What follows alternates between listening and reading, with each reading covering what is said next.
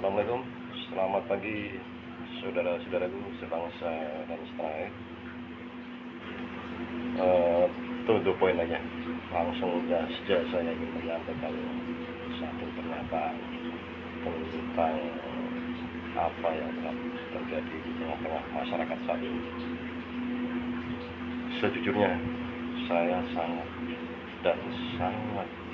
menyesalkan atas adanya sekelompok orang yang sudah membuat kegaduhan dan keonaran dengan membangun narasi-narasi kebohongan dan kebencian yang ditujukan kepada seseorang.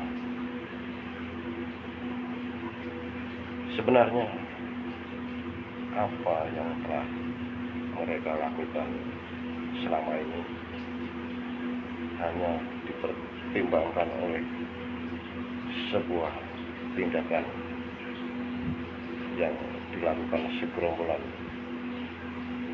orang-orang ini, dan maaf izinkan saya menyebut segerombolan gerakan pengacau keamanan ini, yang terdiri dari satu, si Roy Suryo, tukang servis panti bocor itu; kedua,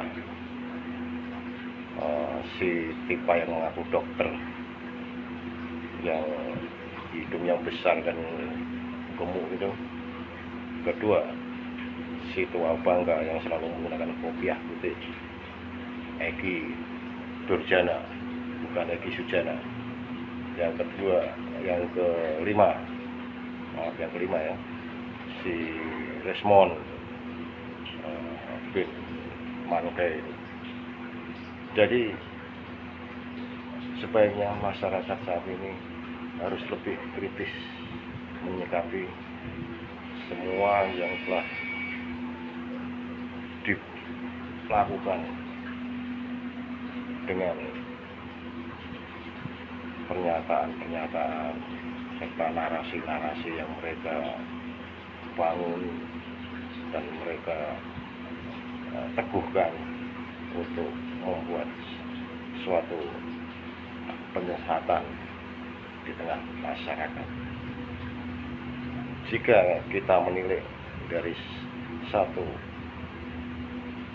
tindakan yang mereka nyatakan sebagai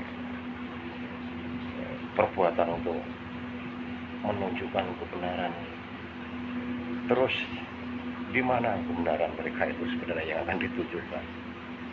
Justru selama ini jika kita melihat dan mengikuti narasi-narasi mereka, pernyataan mereka seperti orang-orang yang sudah kehilangan akal warasan, merasa sebagai kaum akademis dan ahli dalam suatu bidang, tapi mereka tidak secara solid melakukan tindakan itu dengan langsung saja memvonis sebuah penemuan dengan mengatakan itu sebuah ijazah yang tidak bisa dipertanggungjawabkan atau palsu. Memang sangat sedih sebenarnya kita merasakan masih ada saja anak-anak bangsa di negeri ini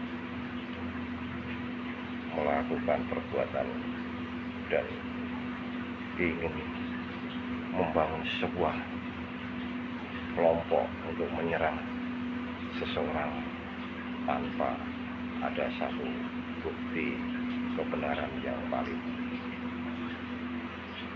Saudara-saudaraku sebangsa dan setanah air, mereka tidak akan berhenti dan diam selama mereka ingin terus membela kebenaran dia dan ingin katakanlah mencari keselamatan diri mereka sendiri. Mereka akan terus menolak kebenaran yang akan diberikan oleh siapapun. Bahkan diri mereka pun akan menolak kebenaran tentang keyakinan yang ada dalam pikiran mereka sendiri. Jadi bisa dikatakan memang gerombolan pengasuh ini orang-orang yang sakit otaknya.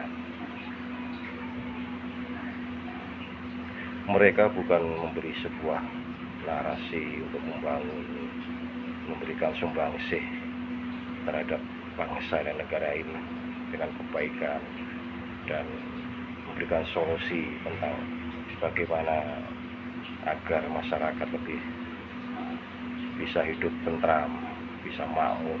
Tapi justru sebaliknya, mereka membuat narasi-narasi yang membangun suatu kebencian yang menimbulkan kegaduhan.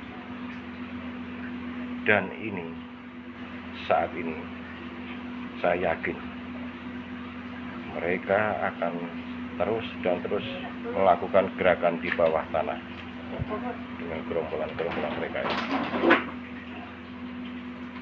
Mereka akan menyusun segala upaya untuk memutarbalikkan fakta. Dan yang lebih membuat saya muak semuanya adalah pernyataan mereka itu. Selagi saat ini pihak yang merasa dirugikan, yaitu pihak lapor Bapak Jokowi, membuat suatu aduan laporan dan sudah ditindaklanjuti oleh Mabes Polri Bareskrim Polda Jakarta Selatan. Di situ Bareskrim Polda Metro Jaya, tim penyelidik mengumpulkan semua bukti-bukti dan saksi-saksi untuk dibuktikan nantinya di sebuah persidangan dan diberikan kepada jaksa.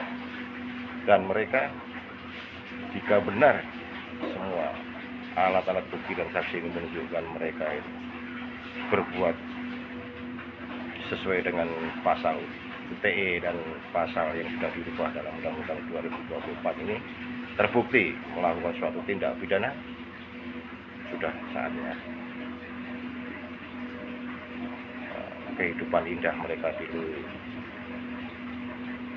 di dunia akan berakhir di dalam hotel mewah yang penuh dengan sensasi penderitaan dan kesedihan untuk si Roy, tukang servis panci bocor, si Tipa hidung besar gemuk, dan ketiga si Resmond bin Mas Manke, dan keempat si tua bangka yang pakai kopiah putih, Egy Durjana, dan yang terakhir sengguninya Indonesia, tak lain tak bukan Mbah Paimin alias Aimin Sontoyo. Jadi saya harap masyarakat jangan sampai mau dan terlibat menerima dan memvonis dan membenarkan dari gerakan dan tindakan mereka lakukan saat ini. Sungguh, sangat sungguh, tindakan mereka sangat membahayakan bagi keutuhan negara saat ini. Jadi biarkanlah nanti di akhir persidangan yang akan membuktikan kebenaran itu ditegakkan. Dan saya yakin bahwa lima orang ini akan terjerat dengan dakwaan hukum,